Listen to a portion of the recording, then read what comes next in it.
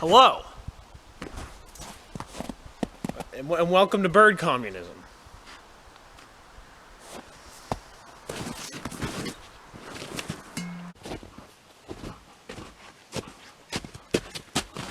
Today is a beautiful spring-like day in early March, which makes it pretty much the perfect day to collect some sap from this here sugar maple.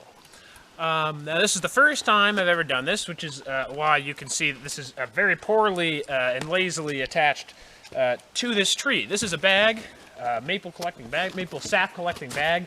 There is a spout right about here.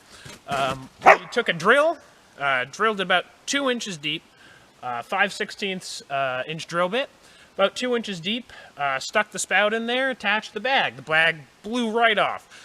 So now we duct tape the bag to the tree, which hardly does anything because duct tape doesn't work very well on trees. But here's where we're at, and we're starting to collect a little bit of sap. The days that you want in order to collect sap it's warm, spring-like days where the nights are still below freezing. Last night it was about 20 degrees. Today we're getting up into the mid-40s here in western Maine. So it's the perfect day for something like this. So we'll go around, take a little look at the different trees I have tapped, and see how it's coming along.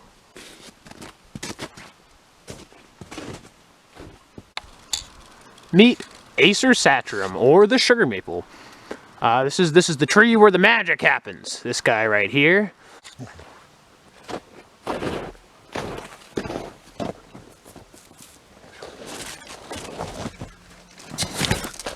Now, had I actually planned ahead for this whole endeavor, I would have gone out during the summer, sometime when there are leaves in the trees, and identified some sugar maples, because the leaves make them much easier to identify. Now, I did not do that. Planning ahead is not one of my skills. So, I had to identify it without the leaves on the trees. And I'll kind of show you how to do that. The bark is not the best identifying factor because the bark can be very widely varying. The easiest way to tell is to take a look at the branches. Excuse the awful sound I just made. So these are actually buds. You can look at the buds to find out the same thing. This is what you would call an alternate arrangement of buds because they do not sprout from the same place. Now, a sugar maple is one of the few trees in New England, in northern New England, that has opposite buds, which means that they're across from each other, which makes it fairly easy to identify. You look up into the trees, you look for that. Those branches, you see where they're extending from, and then you're going to have to take a look at the bark to make sure that it is not a flowering dogwood or an ash, which I believe are the only two other species around here that have an opposite arrangement.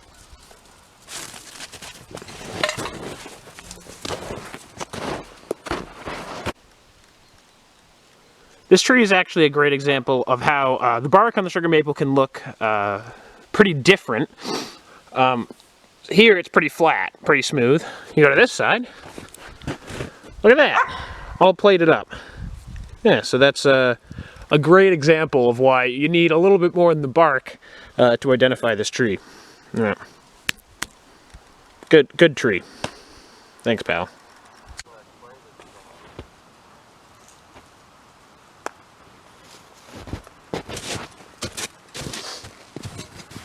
This right here is the other type of spout that I'm using. It is metal, and it came with this bucket. It was significantly more expensive and a little bit larger. You need a different size drill bit. Interested to see what the outcome is, see if it produces more or not, because it was significantly more expensive, and I'm starting to think that you might be paying for the aesthetic. You hold your horses.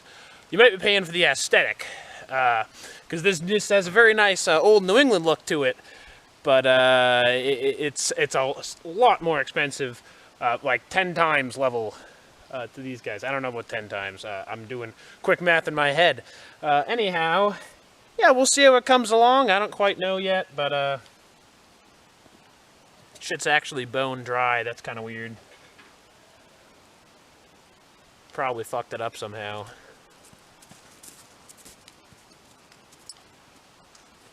This tree might be dead. That's something that I probably should have looked for. Well, there's a tip. Make sure the tree's alive. Ah, get the gist.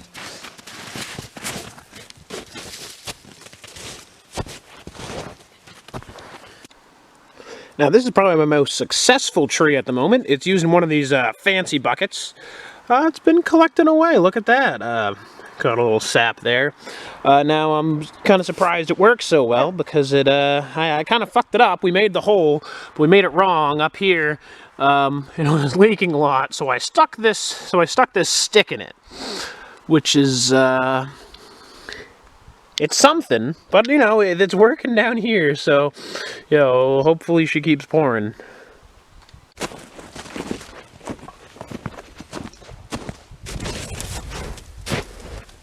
Well, that's probably about all I got for you today, because that's pretty much all I know thus far. I did minimal research going into this.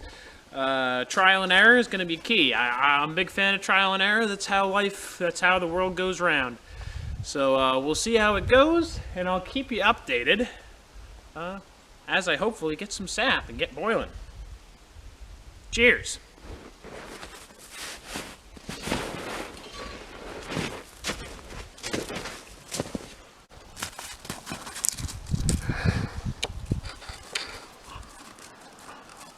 A pretty girl.